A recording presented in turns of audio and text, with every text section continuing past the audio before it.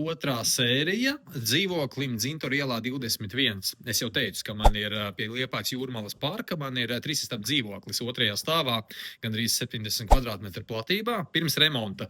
Es vēl nepateicu, ka ir arī savulaik ievilkta vertikālā apkūre ar individuāliem skaitītājiem.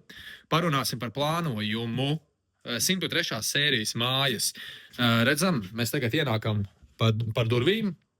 Un oriģināli, tad viesistaba un virtuve. Kā jums šķiet, kā būtu, ja šeit ietaisītu mazo guļamistabu, piemēram, bērnistabu, tad ir vēl viena lieta. Šeit ir gaitenis, un šie savulaik iebūvējami skapji, te vēl ir pusmetrs uz turieni. Izņemam šo visu ārā, šeit ir tāda zona. Jums nešķiet, ka šeit varētu ietaisīt arī tādu funkcionālu, kompaktu virtuves zonu? Un, piemēram, vannas istabā šīs durvis aiztaisīt ciet, lai virtuves zonai netraucē, un durvis ietaisīt šeit, un, protams, vannas istaba apvienot kopā ar toleti. Un kas mums tad sanāk? Šeit ir tāda mazā guļamistaba, viesistaba, virtuves zona, un tad mums attiecīgi vēl ir viena guļamistaba un vēl viena guļamistaba. Protams, no abām guļamistabām izējas uz balkonu. Tā kaut kā.